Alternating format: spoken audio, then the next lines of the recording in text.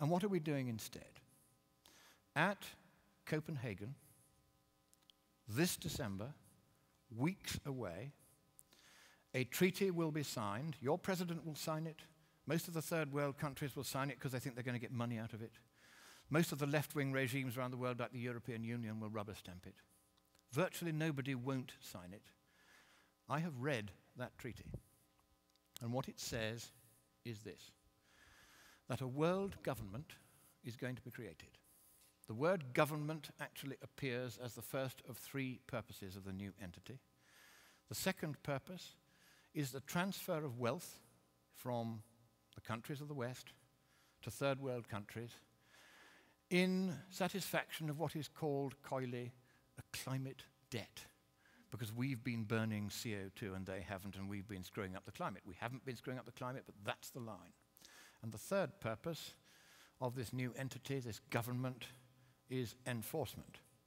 How many of you think that the word election or democracy or vote or ballot occurs anywhere in the 200 pages of that treaty? Quite right, it doesn't appear once.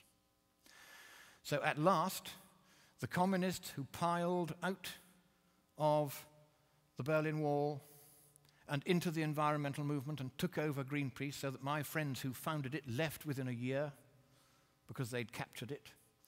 Now the apotheosis is at hand. They are about to impose a communist world government on the world.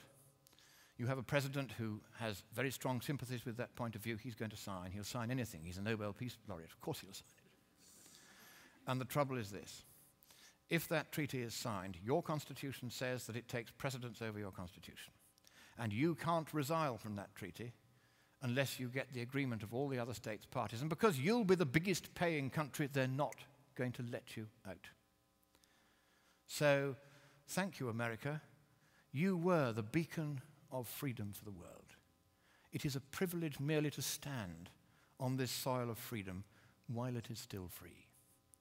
But in the next few weeks, unless you stop it, your president will sign your freedom, your democracy, and your prosperity away forever. And neither you nor any subsequent government you may elect will have any power whatsoever to take it back again. That is how serious it is. I have read the treaty. I've seen this stuff about government and climate debt and enforcement. They are going to do this to you, whether you like it or no. But I think it is here in your great nation, which I so love and I so admire. It is here that perhaps at this 11th hour, at the 59th minute and the 59th second, you will rise up and you will stop your president from signing that dreadful treaty. That purposeless treaty, for there is no problem with the climate, and even if there were, economically speaking, there's nothing we can do about it.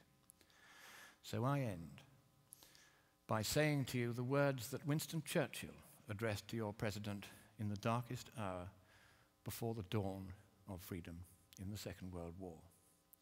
He quoted from your great poet Longfellow. "Sail on, O ship of state. Sail on, O Union, strong and great. Humanity, with all its fears, with all the hopes of future years, is hanging breathless on thy fate."